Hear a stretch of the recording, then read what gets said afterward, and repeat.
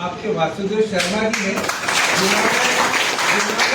जिन्होंने इस संगठन को हमको मजबूर किया कि आप इनकी मजदूरों की कामगारों की आवाज विधानसभा में बुलंद करो।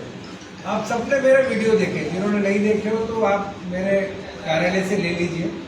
मैंने हमारे 7-8 विधायकों ने हमने आपकी सबकी प्रखरता से बात रखी। सोहन वाल्मीकि जी ने सरकार पर ध्यानाकर्षण प्रस्ताव लाया कि ये जितने भी हमारे छोटे छोटे कामगार हैं, छोटे छोटे श्रमिक हैं, उद्योग में काम कर रहे हो या शासकीय दफ्तरों में काम कर रहे हो, उनकी आवाज को बुलंद करने के लिए हमारे सोहन वाल्मीकि जी ने जो हमारे जो पूर्व मंत्री, अपने जो मंत्री है आपके विभाग के प्रहलाद पटेल जी, उनके जो 3 काला कानून थे उनके खिलाफ में हमारे सोहन वाल्मीकि जी ने एक निंदा प्रस्ताव लाया, जिसमें हम 5-7 विधायकों ने भाग लिया और जिसको लेकर के बड़ी प्रखरता से हमने प्रयास किया कि आपकी बात हम सरकार तक पहुंचाएं। वास्तविक रूप में बहुत बड़ी विडंबना है कि एक व्यक्ति जो 8 घंटे ड्यूटी करता है वो उतना ही भोजन करता है, वो उतना ही रहन सहन उसका वैसा है, और एक को 2500-3000 मिलता है, एक को डॉक्टर साहब ने बोला कि 1.25 लाख। ये विषम परिस्थितियां आज हम सब देख रहे हैं कि इतनी दुर्गम परिस्थितियां हैं। आज से 2 दिन पहले प्रहलाद मेरे पास आए रहे, एक बार मुझे कहने लगे भैया मेरा पेमेंट की वो 3000 है, कम चाल रहा हूँ। मैंने कहा क्या करना है? बोले पंचायत सचिव को फोन कर दीजिए आप। मैंने पंचायत सचिव को उठा करके फोन किया, मैंने कहा इसका पेमेंट 3000 क्यों?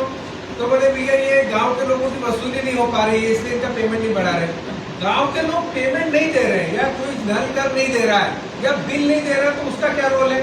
वो तो घर घर जा रहा है ना, बिल मांगने जा रहा है, तो अगर पेमेंट नहीं दे पा रहा तो उसको उसका क्या रोल? भाई ये जिम्मेदारी है पंचायत की, सरकार की जिम्मेदारी है। क्या वो 3500 रुपए में काम करेगा? क्या उसका परिवार चल सकता है 3000 रुपए में? तो ये सब चीजें बहुत गंभीरता से सोचने का विषय है। मैंने आप लोगों के हर मुद्दे की बात कही। आउटसोर्स के माध्यम से जितना भी आप लोगों को कितना पेमेंट मिलता है ये जो सिक्योरिटी गार्ड में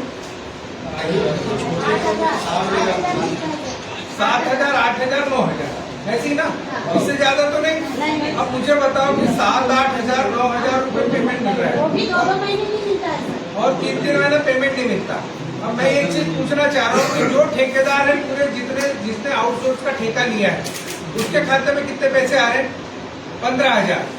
ये मैंने वास्तविकता पता की 15,000 17,000 आ रहे हैं।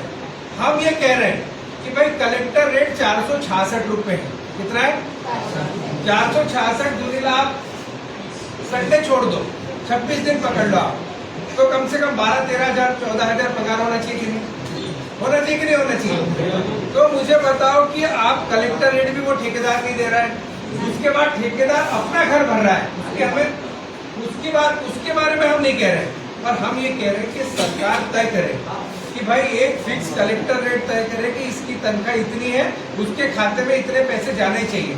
हमने प्रहलाद पटेल जी को एक सुझाव दिया, पूनाराम जी, हमने कहा एक ऐसा प्रस्ताव रखो कि आप एक पोर्टल का निर्माण करो। आजकल तो सॉफ्टवेयर बन गए बहुत सारे, अब तो आधुनिक टेक्नोलॉजी आ गई। शर्मा जी एक सॉफ्टवेयर ऐसा बनाओ, एक पोर्टल ऐसा बनाओ कि अगर यहाँ के ठेकेदार ने हमारे किसी आउटसोर्स के कर्मचारी के खाते में पैसे डाले तो वो भोपाल में मुख्यमंत्री और श्रम मंत्री को दिखना चाहिए।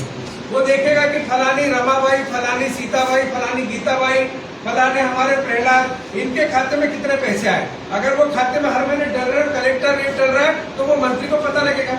आज पता ही नहीं चल रहा है उसको किसके खाते में कितने पैसे आ रहे हैं। गलत तो नहीं?